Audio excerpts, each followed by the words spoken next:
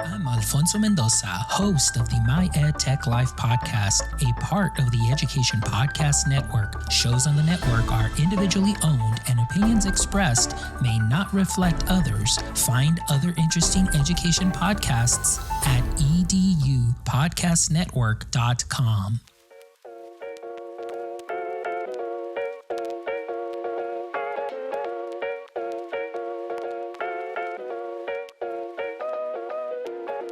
You have entered the HiTech Podcast. I'm your host, or one of them, Josh Swartz. That's me. I'm here. And then I am joined Who's the other one? by the other host, co-host, William Illingworth. That's the other voice that you hear. In case Are you we haven't listened to it both before. co-hosts or are we both hosts? Like, what's the semantic difference here between us being... I think here's Oh, here's the difference, right? We always host together, right? Right. So we cohabitate. Nope, I'm done. I'm done with this idea. We lived together in college, buddy. I'm done with that. We're cohabitating hosting. It's a thing, you know? Just work with me right now. Okay. All right, Welcome to the co-host. HiTech Podcast. It's another week with your co-hosts, Josh and Will, as we jump into education, technology, and all those things in between. Having some fun. This week, surprise, we've got another guest. I feel like Had a lot of guests. yeah, this is a thing for us, folks. Like, beginning of HiTech Podcast, it was just Will and I, talking about stuff. That was our thing. I don't know. I'm a little hyped tonight. Dude, what a day, Work with me, Let's you get know. rolling. But we've got a lot of people joining us now, and for those of you who maybe skip this part of our episode every time, not the part right now, but the part that always comes before we talk, where it's like some random person that you don't know saying something about Education Podcast Network and all the things, blah blah. Yeah, I don't remember. What Hopefully you've paid for that attention this intro. time. Yeah, hopefully you've paid attention to those intros, because we are part of the Education Podcast Network, and we are so excited to be joined this week by a fellow EDU pod Networker? friend, networker. I don't know. We need a better title. I'm not saying cohabitating, because that apparently is a Thank you. red flag. Yes, so we are joined by Batsheva Frankel, who is the host, not co-host, of Overthrowing Education. I'm gonna lean into this for a while. A awesome podcast about education. She's been doing this much longer than we have, and she is a part of the Education Podcast Network, and we are super excited to have her on this week, talking about a whole host of things. I gotta admit, this episode, this is a Power packed. This is a journey, folks. Okay, so sit down, get the popcorn. I don't know. I've never listened to a podcast while eating popcorn, but you should now. So go get some popcorn. Sounds fun. Take some time, chill, and strap in for this one, because we get from everywhere to creating podcasts to lenses. You'll see what that's all about in a bit. And I'm not saying Will and I played a game show today, but we played a game show. Things happen Might have on played this a game episode. show. Yeah. So without further ado, let's not waste any more time hearing from Will and I, because apparently we're saying terrifying things at the beginning of this episode, like cohabitation. I fit it in again.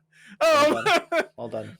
Let's jump in with Batsheva and talk about lenses and everything in between. All right, folks, we are live as we can be in a recorded medium. Kind of the opposite of live, but it's fine. It's not dead. That's the opposite. Yeah, of live, that's but true. Yeah, it's That's not, a good it's not part. dead. Yeah. We are very excited. I'm already nervous to even try. Forgive me already, but we are very excited to have Batsheva Frankel with us. No, not even. So close. You're so Listeners, close. he was practicing so much. And he got it like every time, except that. Yeah, except this. I'm so Okay. sorry. It's okay. It's Batsheva Batsheva Frankel. Frankel. B7, otherwise known as B7. We're very excited to have you on. A fellow host from our Education Podcast Network. We've tried to get so many folks together over time, and it's finally happening. So thank you for taking the time with us and joining us on the HiTech Podcast. Hint or a little teaser, folks, there's going to be a bit of your podcast and our podcast today. So hold on. We'll see how this plays out. We're pretty excited to... if you will. Exactly. Play it in together. If you would, hey, we're learning about you. We'd love our listeners to learn a little bit about you. What's your background in education? Where are you today? What's going on? Well, I actually used to work in the film industry, and I always say that I gave it up for a more glamorous and lucrative career in education. Interesting. So you're also a psychic. Exactly right. So no, I got into education, but the minus was that I didn't really know what I was doing, but the plus was I'm really creative. So I just kind of, I don't know what I did. I acted like a teacher because I was a drama major, but in addition to working in film. Amazing. But it was really, it's my love and passion for education. I really was committed to wanting to do something big in education to really change it, which is, but of course I started out in the classroom and, worked. So I've been an educator for over 25 years. And so, but in taking real quick one of that is why you probably called your podcast Overthrowing Education. Yes, I did. Yes, I did. I love it.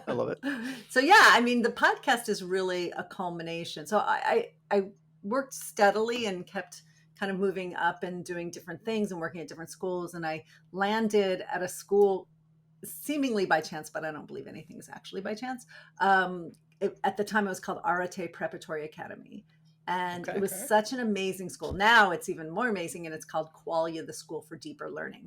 But when I was there, it was Arate. And it was such an amazing place to be a teacher because the head of the school, Jim Hahn, really encouraged us to experiment. It was the first school that we went gradeless, and we kept, and what I really loved about the school is no matter how good something was, whether it was your lesson or something we did as a school, we always worked to get it better. How can we be better? How can we do more? There was never, and I don't know if you've ever been at a school where it's like, this is the way we've always done it, so that's the way we're going to do it, And I know, right? Exists, right? Foreign concept. No idea what you're talking about. Everybody loves change, right? That's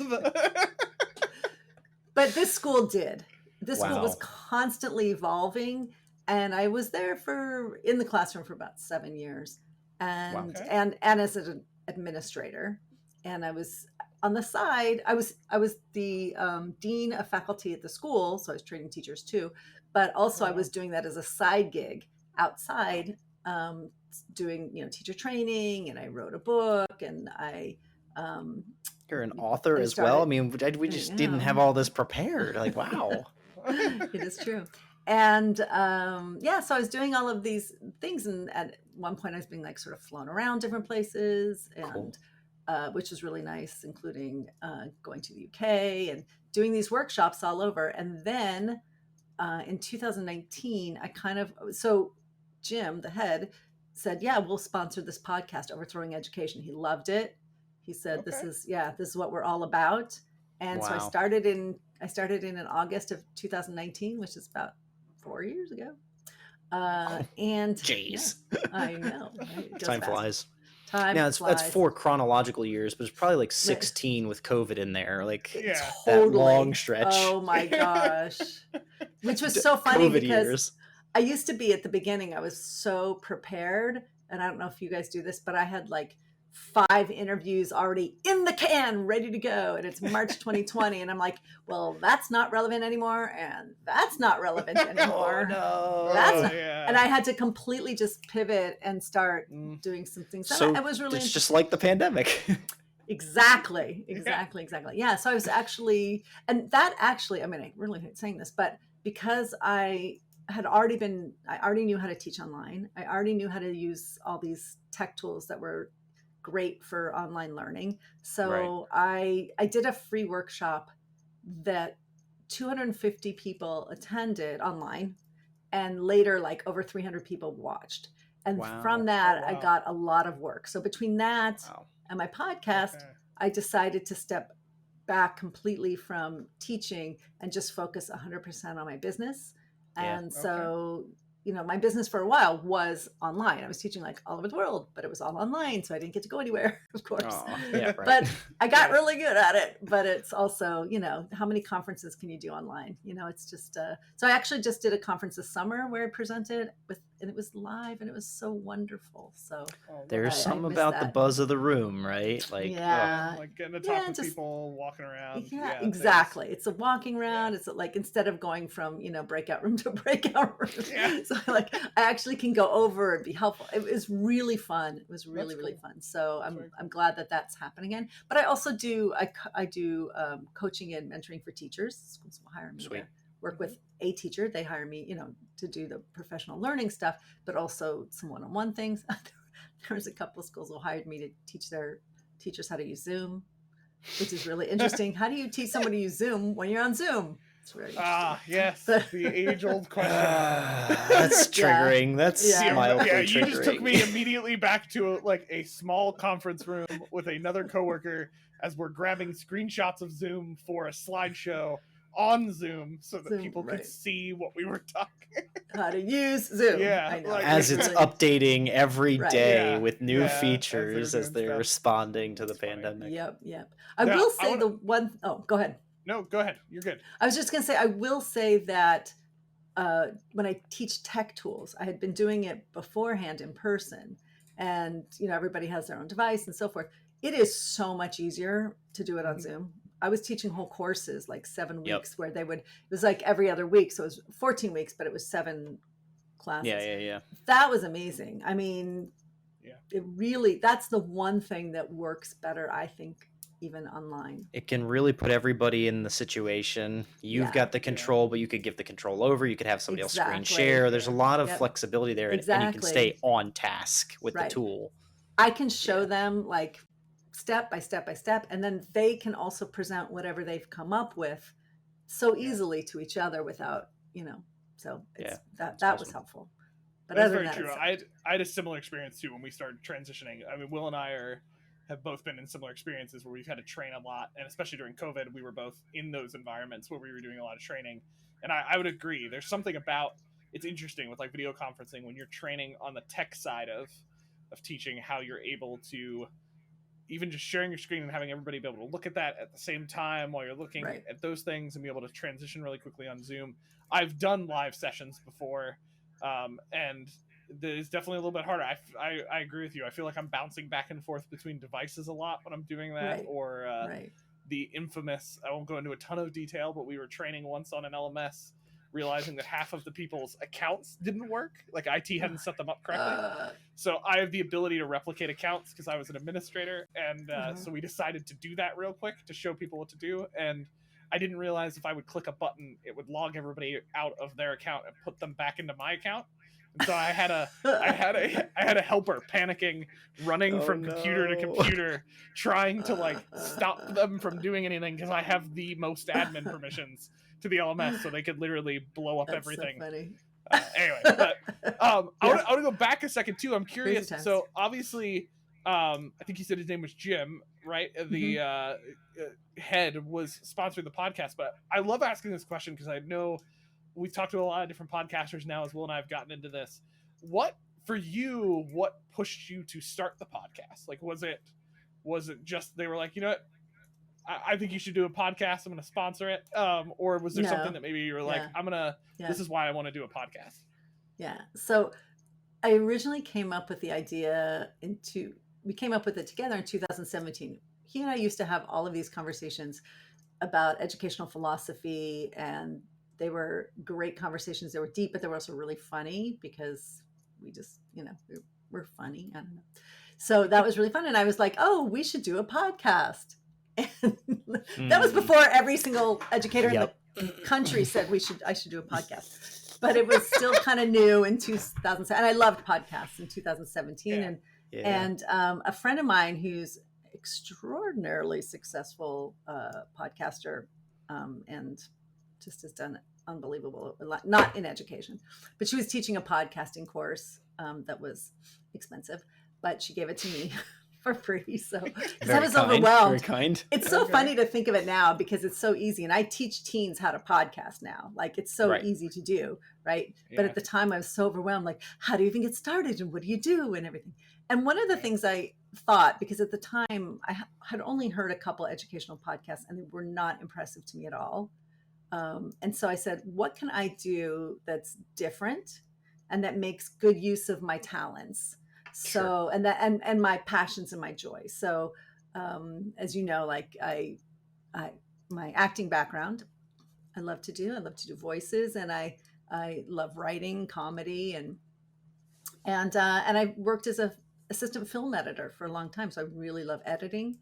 Wow. And so I put that all together, and then I wanted to have fun, but I also wanted to talk about really important changes that need to happen in education, like what great education could and should be. That was kind of our thing.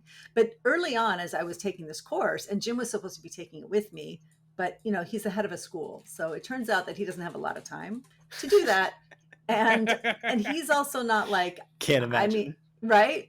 But I'm a performer, so for me it comes super naturally. For him, not so much. But so in the end, he's like, you know what? You do it. It's yours. You do it. And that was it. So, and we loved the name Overthrowing Education. My parents were like, it's kind of radical. Do you really want to be that? I was like, yes, I do. Let's go.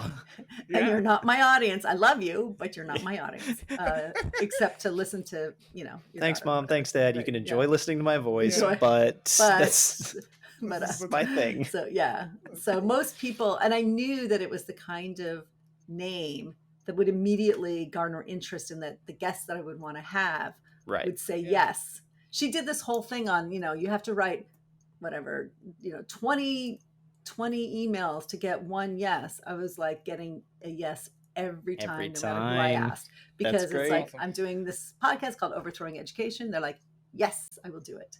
So that was helpful. That was really helpful. And I'd like to reinforce the fact that I think the balance for overthrowing education as a theme of like potentially some could say take it cynically or negatively, or there's the potential for it to be taken, in my opinion, the wrong way, right with the humor, with the levity that you bring to it. Episode 103, where you had Mr. D on, it was a repeat. That you recently relaunched it, but that was Mr. Dombrowski, who was on Ellen show, and I was like, holy smokes, isn't that the funniest?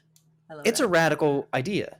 Make relational educational experiences that welcome humor. That's not classic. That's not traditional. They don't these teach days. That in the master's courses and the bachelor's in education. They don't teach and yet you had a few laughs. Anybody who's familiar with Dombrowski and what he did with Ellen's show, but if you're not, go listen to at least episode 103. Go find him on YouTube. What he did was radical and hilarious. It was it was a wonderful thing. So I think that's a fantastic demonstration of what you've done with overthrowing education, of going for the tight stuff, but having a good time. Right. And I forgot to mention, because now we know how I use the acting and that, and doing all those things. But I forgot to mention that I have a commercial parodies at the beginning of, I call them commercials, at the beginning of every episode, and they're for fake educational products that we wish were real. Most of them are. And sometimes we do takeoffs on film genres or all kinds of things. So it's not always just commercials, but that's kind of it. And it's so fun. I love doing the voices, and I have a whole sort of pool of talent that are actual voiceover artists who do it for me for free, because they're so lovely and wonderful, and we have so much fun. And then my husband is like, my husband and son is like, okay, your turn, you're up, you're gonna do this voice. So it's fun. We have a good time. That's great. I love a good family affair that way. Well done. Yeah, I've heard a couple of them, and that's what Will and I have listened over the time as we've joined Education Podcast Network and listening to others that were a part of the network. I agree with Will. I love you have this very serious topic of overthrowing education, but you bring in the humor and the part of it to be able to, it doesn't have to be such a heavy topic to talk about what we should change and what we should have fun with experimenting and doing different things. And just kudos. I think you bring that fun life to your podcast and the way you kind of talk with your guests. So Thank you. And I'm always a fan of foamercials. So, yeah, you know. Me too. I always have been since I was like little and watched Saturday Night Live. You know, I was like, oh, that's so clever. This is potentially a tease to later, but are you generally into the Marvel universe at all? Are you familiar with it? Yes. Yeah. I love some of the themes they do with Loki, the TV show, where they have kind of like these homages to like old school commercials, old school TV reels, stuff like that. You just see it all around the universe that Loki's in. And that's always one of those things that makes me smile. Like, this is a modern show, but they're trying to evoke that 1950s, 1960s feel by bringing that into it. And it's just culture. It's just an opportunity to learn a little bit about something you're not familiar with. Yeah. Well, unless you're like me and I didn't grow up in the 50s. No, that was too fun. But you know, we grew up on reruns because we didn't have cable back in the day. Way back in my day, we didn't even have cable TV. We had to actually get up and turn the channel. We didn't have remotes. No. So. I was the remote.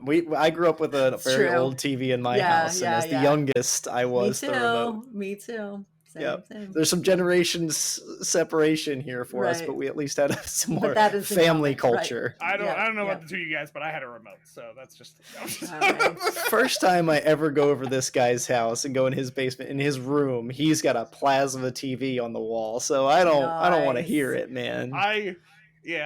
We should transition to a different topic. It's not about my TV. About my TV's watching. Yeah, that's a different episode. That's again HiTech After Dark. We'll talk about Josh's TV life. So let's jump into the topic really that you came on to talk about a little bit. And the thing that Will and I kind of jokingly, as we were getting into the episode, were like, we just want to prep you.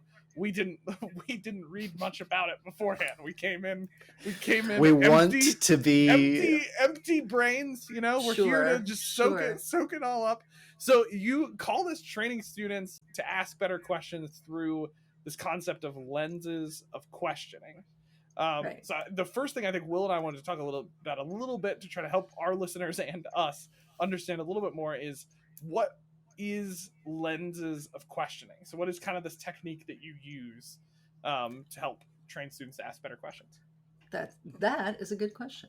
Actually, so I'll start with giving you like a little bit of background, which is that when I was teaching, and I teach, different kinds of things, but I would ask my students, I present a piece of text or something, and I would say, okay, check it out and ask me 3 good questions. And then you'd hear like the crickets chirping and you'd watch the dust thing go by. Every once in a while you get one kid who will raise their hand and they'll do what I call a teacher question.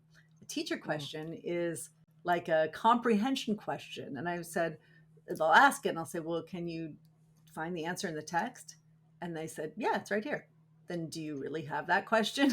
Do you really need to know?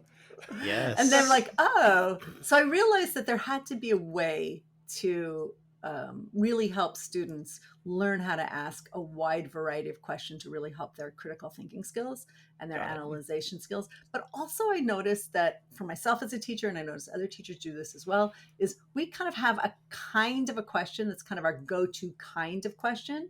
And if a student doesn't connect with that kind of question, they're tuning out, right? Yep. And so this method was, I have you ever heard of it's called I think the color hats of thinking, or the 6. Thinking hats activity, something thinking like that. Thinking hats, right. And it was a business model. And I saw that they were trying to do something with education. And honestly, it's a great business model. They blew it with the education. But what I realized is that because it's not about wearing hats. It's about asking questions, right? It's about how do you learn things. So then I said, it's like different lenses that we see things through. Sure. So I can actually, let me see. One second. I'm trying to pull up. When we play the background music. Okay, you're like, this is a podcast. We don't know what she's doing. This is what Will and I go. If you're listening to the podcast and you're not watching the podcast, this is a great go to YouTube. Right?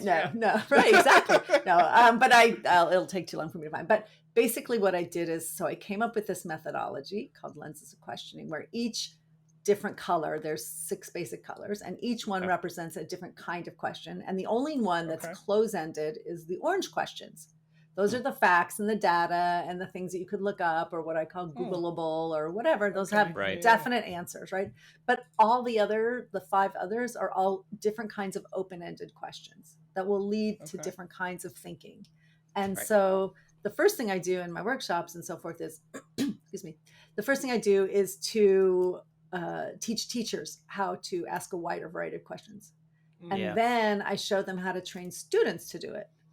And because for me, everything is active and it should be fun and enjoyable. So the activities that I do with it are always student-centered and engaging. And there's, a gamification kind of fun stuff that you can do with the different games that I teach how to play specific games with it, with this method. And it's great. And the kids really enjoy it, and they learn how to ask. And then at some point you kind of ditch it because they're doing it naturally. Like it's not the kind of thing you have to do all the time, right? It's just the kind of thing that you do to get to that point. And whenever you get to that point, whether it's a half a year or however long it takes, then you're good. It reminds me of some studies and research I was a part of in my grad studies about discourse, right? Like that we're not all like, and I think they're tied. Like questioning is a good source for discourse, right? But like few of us know how to discourse. Like it's not a very good skill. And in fact, you see a lot of folks just become emotional about something in a conversation. It's very quick in a political conversation or a tense family trauma, or, anything like let the emotions override. Whereas like if we were just to talk about the facts of a situation, we might get through more, but not even just that. Like we don't have to be white and black, 1 and 2 binary, right? Yes and no. Like it's like we need to be able to be aware of the emotion, address the facts, see all of our people. Like there's a lot that goes into discourse, and so much, we need to practice that. It's not something that's just, it has to be more natural. And you have to teach it first, and then practice it, which by the way, they did it at Arte and they do it at Qualia, and which I really, really appreciate, because then we have like these amazing discussions in class. And that's really what excites. So you mentioned orange as one example. Orange is closed questions, factual questions. Is there one, red? Is there what's another color that? Okay, so I'll kind of go down the list in no particular order of favorites. Blue, but number one. But number one is, and my personal favorite. No. Blue is like the big picture questions about theme and processes and kind of just those bigger questions that you would have. The green is imaginative questions. What would happen if, right? Or alternate solutions. What's another way to, do this thing or see this thing? These are great, by the way, in almost every subject. I always say it's every subject but math, but I had a teacher saying, I use them in math all the time. I was like, that was a question I was holding on to. Yeah. So I personally, I love that they can use it for math, and I'm so happy, but I myself, I try to tell people that it's fantastic for humanities and for science and, for all kinds of things. And if you can use it for math, that's fantastic. Go for it. So then the red is questions that deal with emotion and also impact. How does X impact blah blah blah? Or and the questions can be, how do you feel, or how does this text make you feel, kind of thing. Or it can be something about, like, I'm an English teacher, so like how did this character feel about, or what are the feelings that this poem the feelings in the narrative. It could be anything, any kind of feelings, fears included, like all of those things, and impact, right? Like if you're doing a science unit about drought, right? What is the impact on a community of water shortages, right? So that's something that can lead to, it's great for project-based learning, by the way, all of this, the whole lenses of questioning. I have a whole workshop on how to use it with project-based learning, which is all about inquiry, right? It Yeah. starts with the driving question, and it's supposed to just keep more and more questioning. So, okay, so that is, then there's the 2 hardest ones. Ooh. These are really, really hard. The first one is gray, and a gray question is a question that is sort of, I won't say negatives. It's things that are problems and challenges, and what are the troubles with, what are the challenges of, what are the problems with, kind of thing. And then the yellow one is the opposite. It's like, what are the benefits of, what's great about, what is helpful in this situation, anything that is positive. But here's the kicker for the whole thing.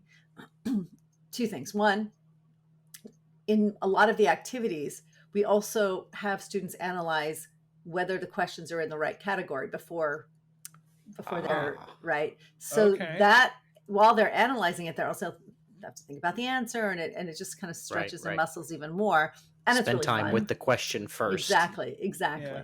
So like some of the games that we play, where students write 10 questions, or let's just say one question for each color. And then they cut it up into strips and they put it into piles. And then there's a die. I have a kit that people don't need to use, but it has all the fun. That's what I was trying to find, all the fun lenses and all the different colors and stuff. It's really Okay, you got an example. Yeah. Yeah. But anyway, so then they answer the questions. But let's say a kid rolls, the die has like all the different colors lenses on them. It's really cute little die. And so if it's green, so then they have to pick one of the greens from the green pile, and they read it out loud. And the first thing that person has to do is decide, is it actually a green question? Okay. So you've spent the time as the teacher, maybe throwing in some decoys, doing whatever. No. Oh, I don't need okay. to. I don't need to throw in decoys. There will be some that just don't go in there. Believe me, because it's hard to do. Yeah. And so they'll get them, and then the person will be like, I don't know. I don't think this really is. And the kind of class will chime in and kind of debate it. And then if everybody decides it's really not a green question, then the team who wrote it can restate it in a way that it becomes a green question for a half a point. Okay. If it is in the right category, they get the whole point. And then the person who picked it answers it. Now, if it's an open-ended question, then really everybody can decide, is that a good answer or not? And people are very honest. They're like, yeah. Wow. So that's kind of an example of a game that we do. And there's activities and things like that. Right. But that's the whole thrust. And it also can start out with teachers just using those questions and being aware of it and cognizant of their own questions that they ask. Like, if I'm going to start a discussion, let's make sure I have all different kinds of questions too. So yeah. What this makes me think of is the fact that Josh and I, as hosts of the HiTech Podcast, are also expert instructors in tank theology, tank philosophy. And so I'm just considering, like, if we were to take these lenses, this is a joke, by the way, if we were to take these lenses and apply them to tanks. I'm just trying to see where you go with this. That's what I'm saying. Yeah. I'm just trying to like put it into practice. Like an orange question about tanks would be like, what is a tank made of? Right? Like, we factually need to know what are the material components of a tank. While maybe a green question about a tank would be like, what if tanks didn't have treads? How would they move? Right? Like, am I kind of picking up on this? No, you totally are. That's totally good. Yeah. You brought this home. That was good. That's Well done. This will work great in the future. Future tank course we create. Yeah. Okay, so now give me a blue question about tanks. Blue is the big picture process, thematic. Would the world be a safer place without tanks? Okay, what I would say that is maybe not blue or entirely blue. Oh, what do you say, Josh? I would I mean, like, ooh. So you're asking, what would the world be without? Sorry, say that again. Well, you said world without tanks. Would the world be safer without tanks? Would the world be safer without tanks? By the way, it's a fantastic question. It is. It's a great question. Yeah. Thank you. But yeah, I mean, I'm like starting to think it's actually more green now that It I've asked is. it in See? processing. I think See, it's see, more see? green, but I don't know how That's- it's not blue. Right. I was trying So to figure out that's the it. benefit thing. I was trying to think, is this getting to benefits or not? But you're right. Like you're imagining. Okay, so you, right. It could be like You're right. tanks. It is Yeah, green. You're right. It is green. And you brought up a good point. Sometimes people plan what they think the answer is and categorize it with the answer instead of the question, right? Okay. So if you Yes, think in that's your a good point. mind that the world would be better, then you're like, oh, it's a yellow question. But it's not, because a student could say it The would question be itself a disaster. isn't. Right? Yeah. Right. Right. It's not the Yeah. question. You don't know what the answer is. So that's great. So I would say, like, for a blue question, because you're right, that's green. But isn't it fun to kind of think through that? And you're like, oh, wait Yeah. a minute. Okay, what is that? So the blue, for blue, I would say, like, what's the purpose of a tank? Right? Yep. Or how does, how does it fit? How do tanks fit in with the entire array of Military, artillery, right. Of artillery. Exactly. Okay. Right. Yeah. Huh. Folks, we did not plan this. I feel like my lead That out was a was- pretty good. It's good you said that, because people would have thought this. Was It came across as before. rehearsed, Yeah, right? It Right. came was- across as clearly rehearsed. Oh, sure. Yeah. Sure. No, what I find really interesting about this, right? So the thinking hat thing I'm aware of because I've seen it used in course design in my area before. Hmm. And what I really like about this, even the fact that you're evaluating the questions, is that in the conversation, we're seeing it even happen here, in the conversation of both evaluating the question, you're also interacting with whatever the topic is, thing you're working on, and having to Right. think about it in a different way than just like you're saying that, like, we'll often have, because I've been in this experience, I've been guilty of this. I ask questions and I get the classic like teacher factual response, or the thing that the very obvious answer that we all know and we've given back, and I want them to be thinking deeper. And what I like about this is that even in trying to evaluate the questions, you're forcing the students and even us as teachers, anybody involved, to start to think in a different way, in a different lens, if you will, looking at the topic that you're interacting with in a way that you wouldn't have if you're just coming at it to just answer rogue questions that kind of Exactly. are route put together. I really like that. Exactly. And when I give a workshop, I have the teachers go through and experience all the activities. Yeah. So that, Yeah. or a bunch of the different activities, so that they can feel how it is as a student, they can experience it as a student, and they can really understand how to do it. And it's really fun. I threw myself forward and just was like, Yeah. I'll get in the hot You seat did. here. I can be wrong, but Well it was done. good. You It was did a good great to job. Yeah. Yeah. good to give it a good Yeah. try. I You really did. appreciate that, because one of the other things here is we know that if folks are interested in this, you've got information out there, or you're willing to be a part of this conversation with them. But like tanks is fairly irrelevant. Hopefully it's not. I don't think that there's going to be math teachers stealing that process, but they got to, in a 2 minutes there, people got to see us Yeah. try it Right. about right. tanks, right? And so Right, I right. just love that it's that easy. Yeah. Didn't we just Yeah. prove it? Like, that's the practice. Just get in there, try the questions, work on them together. Yeah. You reminded me, I did this workshop for teachers from Japan. Oh, And yeah, it was really That'd be interesting. It was fun. But the example that I used it was like a humanities example. And I had the Declaration of Independence, and they were to ask questions about it.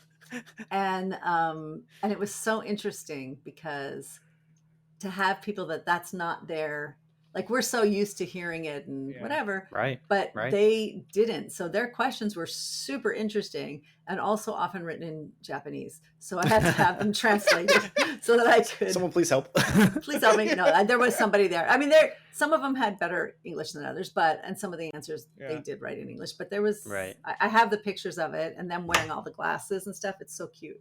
I love that. Oh, Because that's I love it when the teachers put on the glasses, because they have so much fun and they just get to be silly and stuff. If folks want to get in touch with you, learn more about this, what's the best starting point for them? So my website is newlensed.com, and anybody can reach me at Batsheva at newlensed.com, and Batsheva is BATSHEVA SHEVA.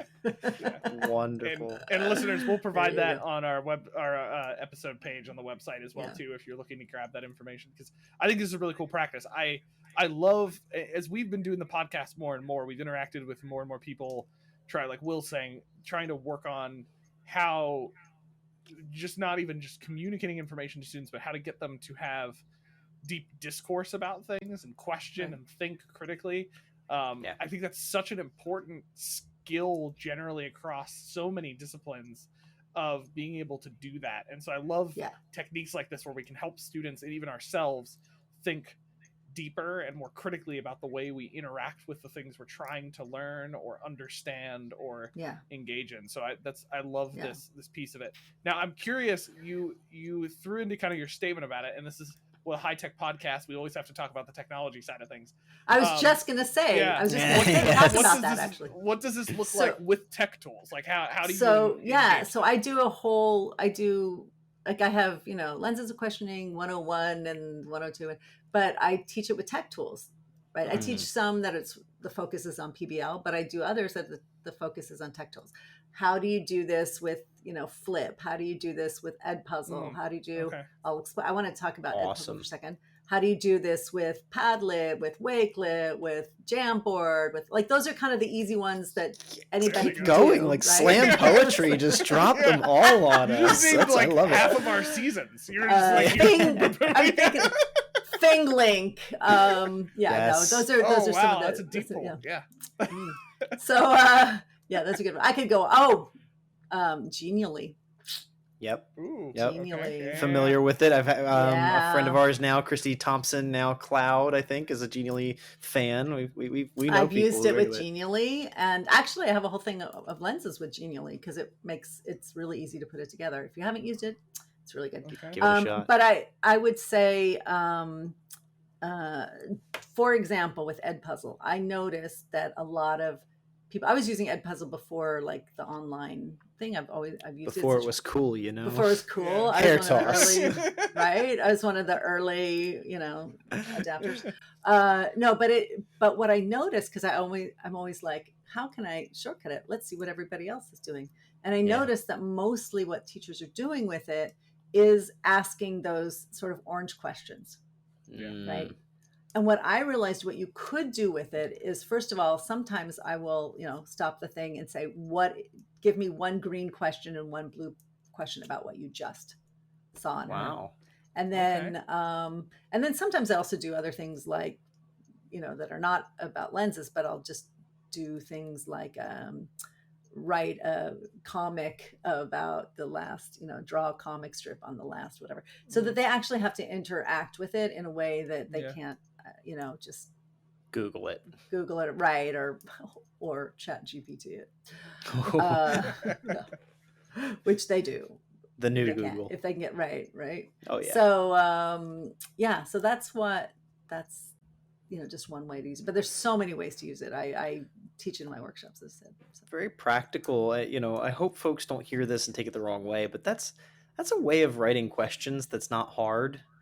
Hey, you write me a blue or green question about this. I don't have to do anything. I need to have set the foundation for that. I need to have taught them. I have to model that. And I have to keep that as a routine in my classroom.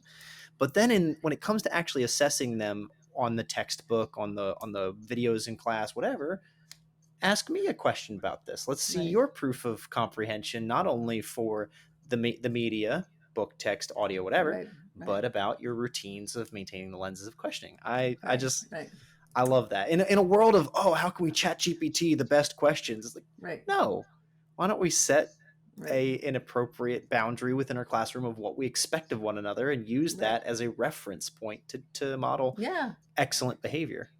Exactly. And you can do things like, sometimes if I just want to do something quickly and we have a piece of text, I'll give out like a little index card, or you can do this online. Obviously you could do it. Sometimes we do it with Jamboard and things like that, where people just put the questions on and other people answer them. Padlet is great for this. Just they pile it with questions and then other people go on and comment and answer them and so forth.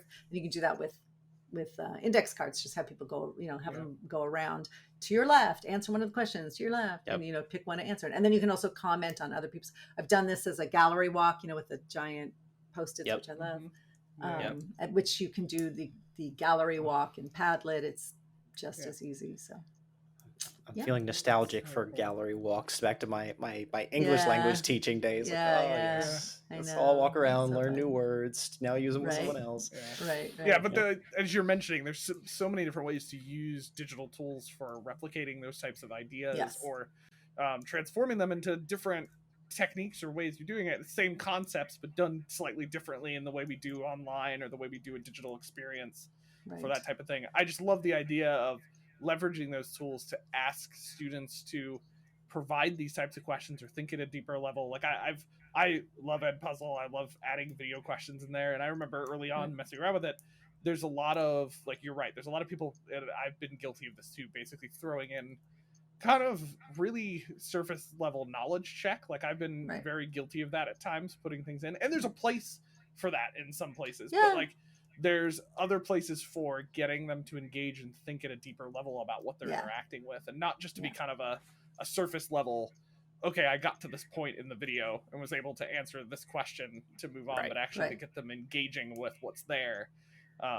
It doesn't, while we love doing it in the classroom, there are absolutely ways to do that digitally while they're sitting there looking at a video or looking at things like that. That's really cool. Can I tell you something funny? Because you were talking about how easy it is to replicate the things that we do in the classroom using video tools and so forth. So when I was teaching all these online and everybody was online and I was teaching them how to do it, I was actually saying the opposite. I was saying, and you can replicate this in your classroom when you get back into your classroom by doing it this way. I love it. Yes. It was so funny. It was really funny. Giving them some hope. Right? Yeah.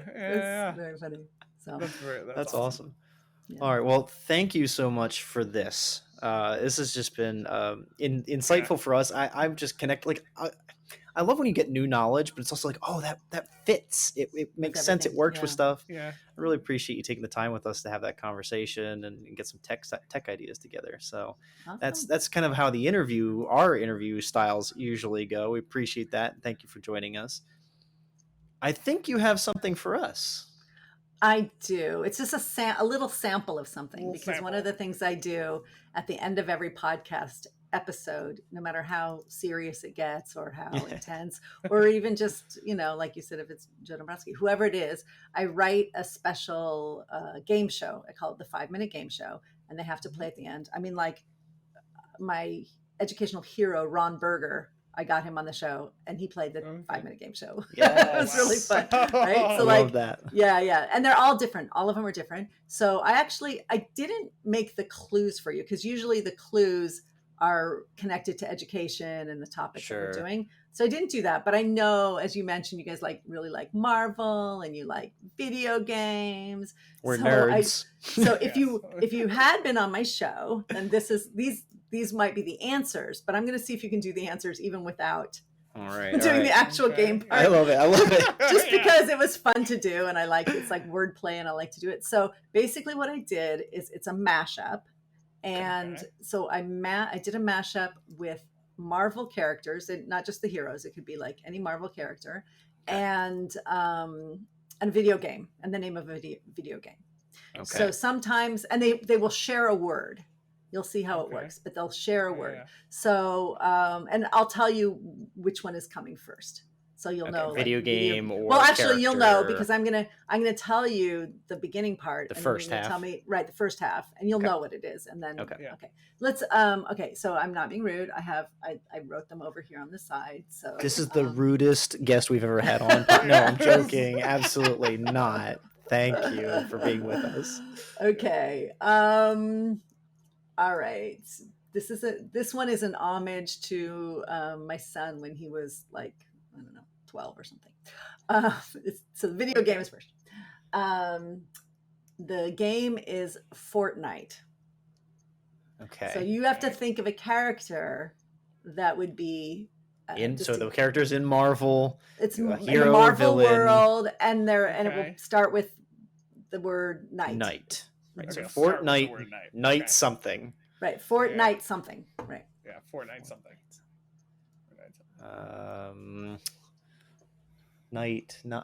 Moon Knight comes to mind, right? Because of the TV show recently, but that's the wrong order. That's not Opposite right. order. That is Okay. Opposite order. It is clearly Captain America. not. I'm trying to think through. So like, it's not Avengers. I can't think of any Avengers. What about X-Men? I don't know. Yeah, Do you want me to just give it to you? Yeah. Well, okay. Hold on. I got this. Okay. Teleporting Nightcrawler, maybe. Yes. So now say the whole thing. Okay. So now you have to say the whole thing. Nightcrawler. There you go. Nightcrawler. Okay. That's how that works. I don't know why they didn't name him that name. That feels like that would be teleporting Fortnite crawler. Teleporting Fortnite crawler. Yeah, I feel like. I think it's a whole new video. It's a marriage of like Marvel and video games. They can have. I'd play it. I would. Yeah.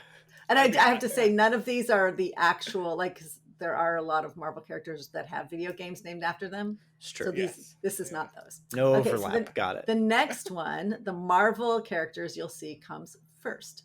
Okay. So the Scarlet Witch. Scarlet Witch.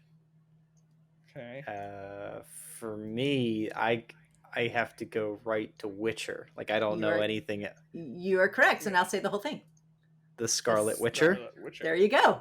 Okay. All right. So Henry Cavill and Olivia Olsen. What's her first name? She's one of the Olsen sisters. Yes. Yeah. I don't remember the anyways, they're a mashup. Elizabeth. It's Elizabeth Olsen. Thank you. There we go. Yeah. Okay. So I'll have a few more for you. This one, excited. Obviously the game comes first. It's called Pokemon Yellow. Pokemon Yellow. I love that game. That. Yeah. That's Who's the character? It's a deep Yellow. Submarine? No, that's Beatles. Very different. That's a Beatles song. A totally different game. Unless it's an off-brand comic. They were bored the one day. They were like, right. Yellow. I can think of characters who are yellow, but I think the only thing that comes to mind is not like a hero's yellow jacket. Yes. So now say the whole thing. Pokemon Yellow Jacket. There you go. That's it. I think I'm getting this now. Feels like all right, Josh has got it. It's a fun version of Jeopardy in my mind. Right.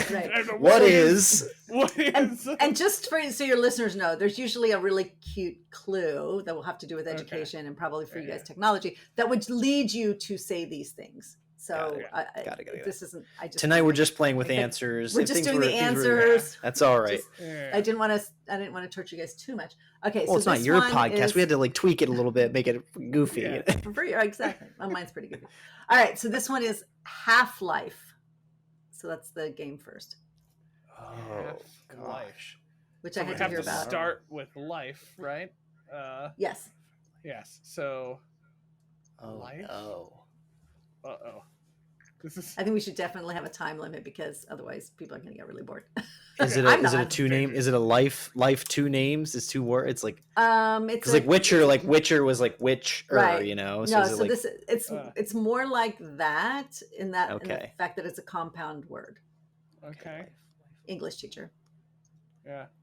I feel like this might be hard. I'm stumped. Yeah, this one. I'm stumped. Let's go for it. Just give it to us. Half-Lifeguard. Lifeguard is a Marvel character. Is this? You know what? Hold on.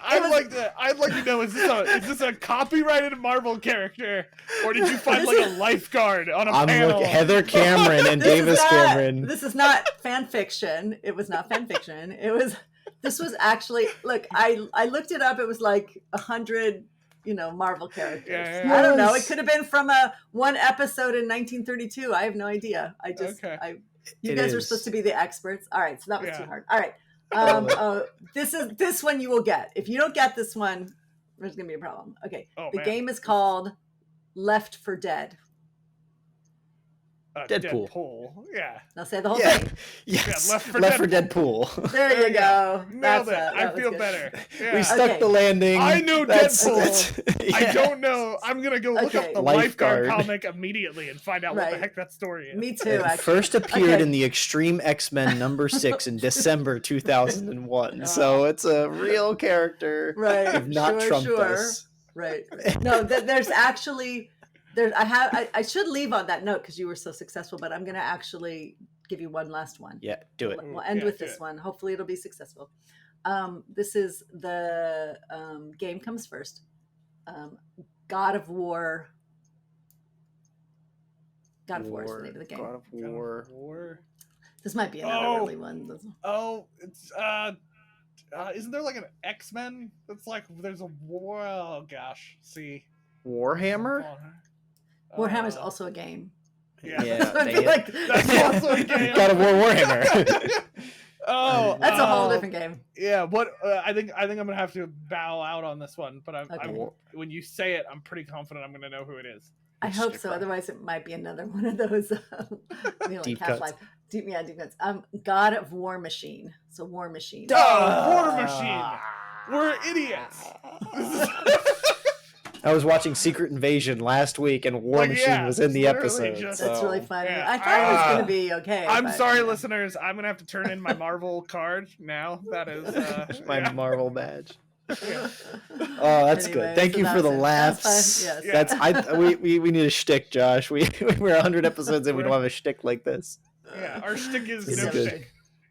There you go. There you And you keep to it, except this episode. Yeah. It's like my artist brother-in-law does not want to get a tattoo because he's gotten this far in his life as an artist without a tattoo that he's like, now I'm the artist without a tattoo. Like my shtick is to not have the tattoo. Exactly.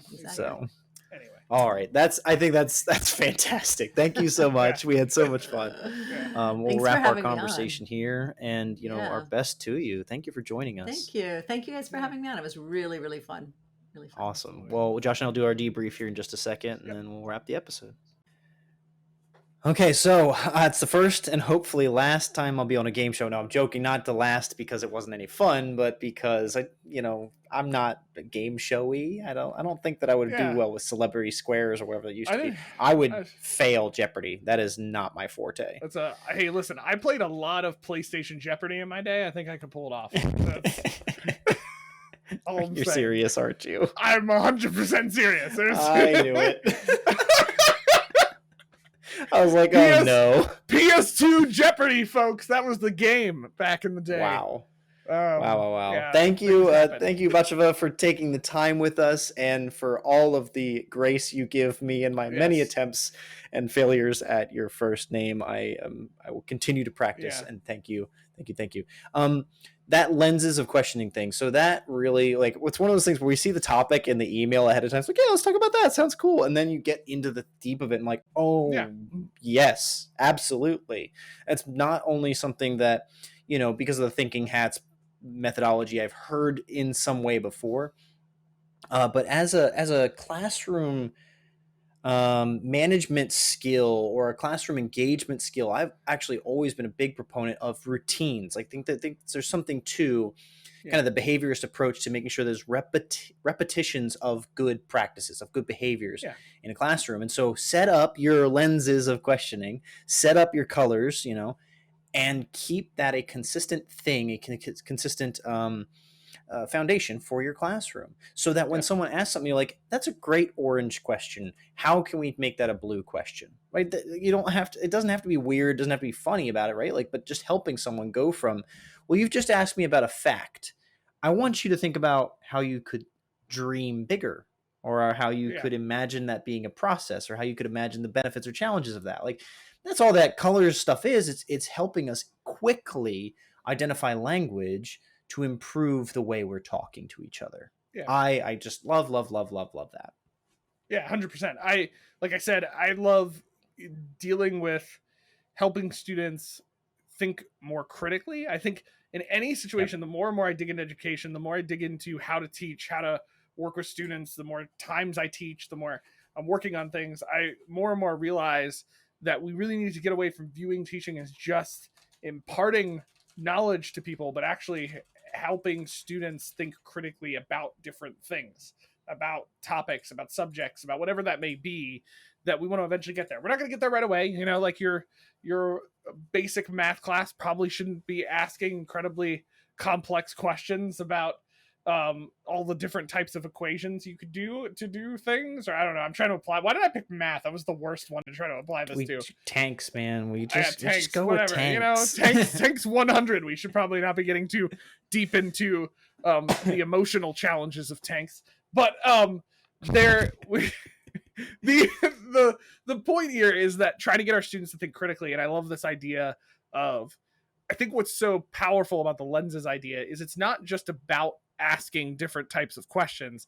It's about thinking about the way we inquire into an idea or a topic, and working through that helps us to work with the content or topic or idea or whatever in a deeper or different way than we would if we just came to it looking for things for facts and knowledge, but actually looking for things for deeper understanding. And I think at the end of the day, the lenses idea tries to get at that. How do you understand something more critically and deeper than just surface value conversation and questions, right? So I love this idea. I really want, like, I know she talked about glasses, we didn't get to see them. I really want like glasses like with different pop down lenses. That's all I'm saying. You know what I mean? Like I have it in my mind like a national treasure. Yes, the ones that like help them see the map correctly. Exactly. That is what is in my head as well, right? So like if somebody wants to work on that, I'd be totally game for that. That's all I'm saying. I'll buy them. Yeah, sooner or later on the HiTech Podcast store, we will. That's gonna be our merch. That'll be our merch. Yeah. Glasses will be the first thing we release because that's what the world needs from us. Glasses. And anyway, I love this idea. Absolutely check out the website you mentioned, newlensed.com. We will put that on our website, which is hitechpod.us, in case you forgot. You can go check that out. Definitely check out that information and check out her podcast, overthrowingeducation.com. You can find more information about her podcast there and what she's doing with lenses and all the different stuff that she has done in education. She's a wealth of knowledge around this idea, and I was super happy to be able to have her on and for her to even just take some time to share some of that knowledge, like these questioning. And Will and I will get better at Marvel game shows. That's what I've learned today. Will and I practice. need to be. We gotta get deep. Get War Machine. That is unacceptable. I'm sorry. It's just that. Folks, this has been episode 114. Wow. Very, very awesome. Thank you for joining us. Always, find us on Twitter, YouTube at HiTech Podcast. We've got more and more socials these days, but we're still easing into that. So it's typically at HiTech Podcast, Twitter and YouTube. But things like Instagram, Threads, maybe even Reddit, or HiTech Pod. You can't always get the cast. Somebody else got cast. We'll get it's that. It's almost like we have a website that would tell people all of our handles. So you should go there. HiTechPod.us. We love it. Yeah, you can just check that Email us at inbox at HiPed. Hi. Email us at inbox at HiTechPod.us if you'd like to be on the podcast, engage with us. If you've missed something from past people, if you want to get connected to someone who's been on the podcast, etc., etc. We actually have no idea what's coming next. Next episode is 115. It is the end of season 4. We're very excited to close season 4, but we forgot to put what's actually going on the episode. So yeah, we'll figure that out. We felt like we wanted to surprise everyone, including ourselves. So coming next week. Join us next week us for the surprise as we end season 4 and we surprise ourselves. You know, it's gonna be a great time. Thank you again for joining us as we always try to harness technology in the classroom, whether it's online or in person, through rose-colored glasses or any other lens. Until next time, we'll see ya. See ya.